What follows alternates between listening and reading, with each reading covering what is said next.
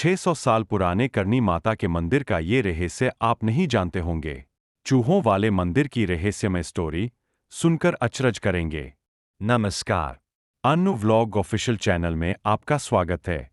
आप जानते ही है कि भारत में सैकड़ों चमत्कारिक और रहस्यमय मंदिर हैं।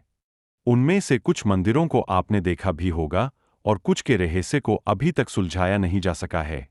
तो चलिए इस बार हम आपको बताते हैं भारतीय राज्य राजस्थान के बीकानेर जिले में स्थित करनी माता के मंदिर के रहस्य को। कौन थी करनी माता?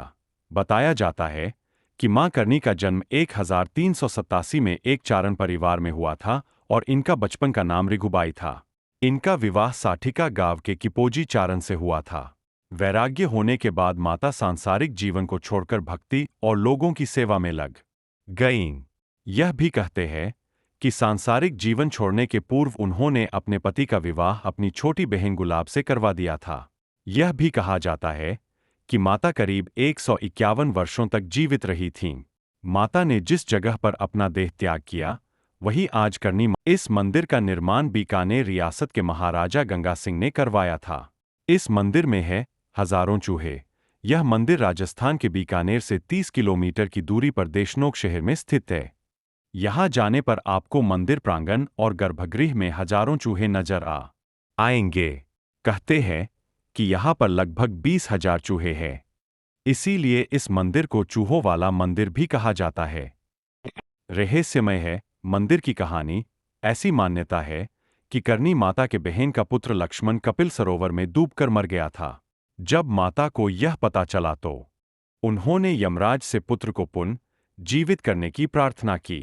यमराज ने विवश होकर उसे चूहे के रूप में पुनर्जीवित कर दिया। कहते हैं कि तभी से यहां पर हजारों चूहे खुलेआम घूमते नजर आते हैं। ये सभी माता के बेटे और वंशज हैं। हालांकि लोकगीतों में इन चूहों की एक अलग कहानी बताई जाती है। इस कहानी के अनुसार एक बार 20,000 सैनिकों की एक टुकड़ी देशनोक पर हमला करने के लिए आई थी। माता को जब यह पता चला तो देशनोक की रक्षार्थ इन सभी को अपने प्रताप से उन्होंने चूहा बना दिया था। चूहों को मार दिया तो करना होता है प्रायश्चित। यह चूहों को काबा कहते हैं और इन्हें बाकायदा प्रतिदिन भोजन कराया जाता है और इनकी सुरक्षा की जाती है। यहाँ इतने चूहे हैं कि आपको पाँव घिसट कर चलना पड़ेगा। अगर एक चूहा भी आपके पैरों के नीचे आकर मर गया तो अपशकुन माना जाता है। इस अपशकुन से बचना हो तो यहाँ पर सोने का चूहा बनवाकर रखना होता है। चूहे देते हैं माता के आशीर्वाद का संकेत। कहा जाता है कि एक चूहा भी आपके पैर के ऊपर से होकर गुजर गया तो समझो कि आप पर देवी की कृपा हो गई, और यदि आपने सफेद चूहा देख लिया तो आपकी मनोकामना जरूर पूर्ण होगी। अनूठा है यहाँ का प्रसाद। आपको जानकर हैरान होगी कि यहाँ चूहों का झूठा भोजन बेहद पवित्र माना जाता है। भोजन को वहां प्रसाद के रूप में भी बांटा भी जाता है। कहते हैं कि इस प्रसाद को खाने के बाद अब तक किसी के भी बीमार होने की कोई खबर नहीं मिली है। हालांकि यहाँ पर शुद्ध प्रसाद भी मिलता है। आरती के समय बिल से बाहर आ जाते हैं सभी चूहे।